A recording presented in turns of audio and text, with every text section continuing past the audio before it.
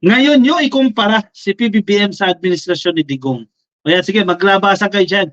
Ikumpara nyo kung paano pinapatakbo ni PBBM ang gobyernong ito than Duterte. O ito, may numbers. Baka sabihin niyo, invento-invento na naman. Meron pong numbers. Yung bilang po ng mga krimen during the Marcos administration, bumaba. O ito, maglalaway na naman itong mga bitter na Duterte supporters eh. Sasabihin na naman, peke yung numbers na yan. Ano na naman yung batayan yan? Binayaran na naman yung media dyan. Yan na naman ang narrative nila dyan. Babalik nila, nung tukhang panahon ng tukhang, takot yung mga tao kay Digong kasi tsutsugiin sila. Kaya walang krimen. Hindi totoo yan. Fake news yun. Maliliit na tao lang ang biniktima nitong tukhang, yung malalaki, ka-dinner pa nila.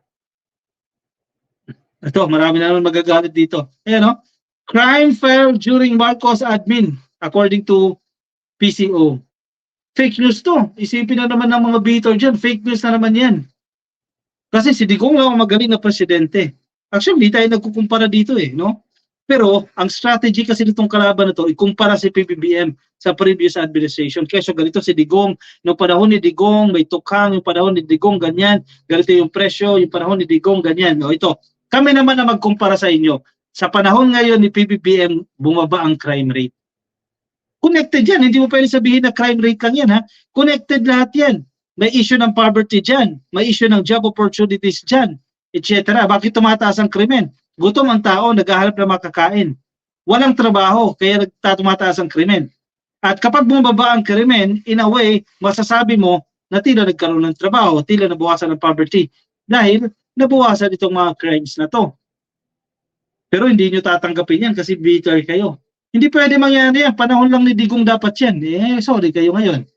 Hindi magsisinungaling ang number. The Marcos administration has recorded a much lower crime rate compared to the same period during the previous government, Presidential Communications Office said. Sabihin nila, PCO yung naglabas eh. Gobyerno yan eh. Alam naman si Maharlika ang maglabas. Official ba si Maharlika? Alam naman si Harry Roque ang maglabas. Meron ba siyang enough data? Saan niya kukunin yung data? Sa bulsa niya? Sa dito niya? Sa pisngi niya? Citing data from the Department of the Interior and Local Government, or DILG, the PCO said the country's index crime volume decreased from 196,519 between July 1, 2016 to April 21, 2018 to 71,000 between July 1 to 2022. July 1, 2022 to April 21, 2024. So ito po ay a matter of 2 years ito ka-coffee. Pero malaki ng diferensya oh. 16, 17, 18, no? More than 2 years, no? O 2 years lang. 196,000 compared to 71,000. Napakalaki ng diferensya. PCL order indicator also decreased for the same period from 541,000 to 371,000. Oh, ang laki ng diferensya, oh. PCL order indicator. Average monthly crime rate also dropped for the same period respectively from 21.92 to 15%. Oh, crime rate yan ha.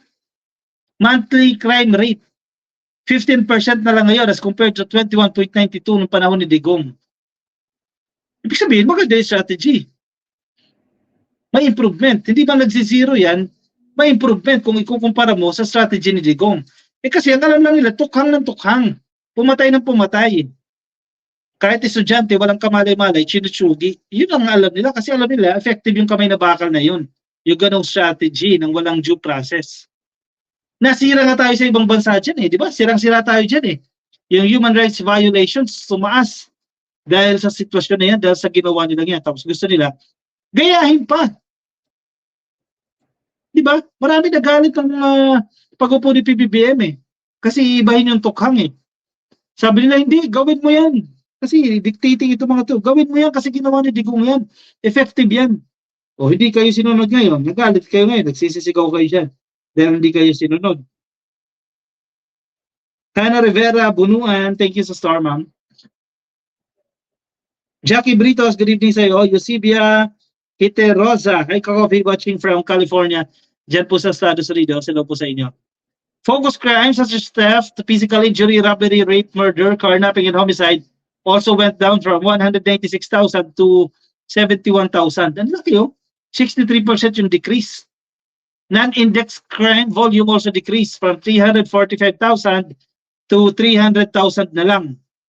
Sabi ni Abalos, attributed the lower crime rate to the sustained crime prevention programs, public safety initiatives, and convergent efforts of the DILG and the Philippine National Police. Kasi kung walang mababa yung crime rate sa Pilipinas, malaking factor din yan, malaking tulong yan sa mga investors. Diba? Mas maingganyo na sila na mag-invest dito sa Pilipinas. Pabor na naman sa Pilipinas yan. Pero ito mga beater, hindi pwede, negative yan ka-coffee. Kasi PBBM yan, mali ang ginagawa ni PBBM. Yan kayo lagi, puro kayo mali. Kayo lang lagi ang tama, kayo lang ang kumpara ng kumpara. At lagi mali itong ginagawa ni PBBM. O kaya kayo ngayon, sabihin nyo, nagsisinungaling na naman tong numero na yan. Sabihin nyo na.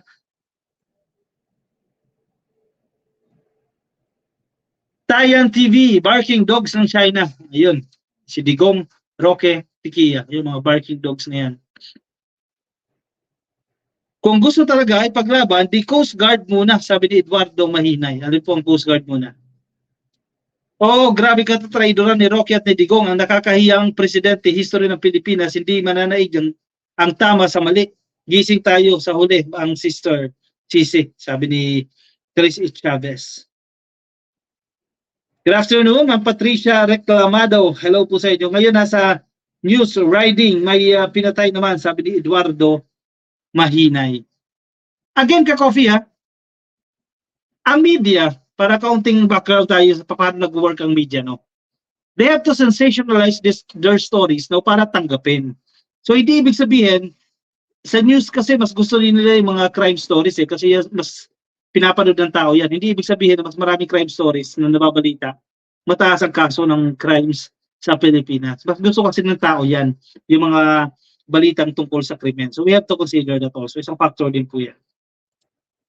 Alex Rosario, Dombrique, regards ka-coffee. Hello sa inyo. Kay Alejandro Tupong Sales Jr., magandang gabi ka-coffee at sa ating lahat. Hello po sa inyo. Sige, yun na sa Facebook po. Yan, baka di pa po kayo naka-like, naka-follow sa ating Facebook page, pasuyin na lang po. Please, click lang po ng like at follow. Sige, kuha lang kape. Move on tayo sa ating next topic. Kaya malamig na tubig muna. Sobrang init kasi.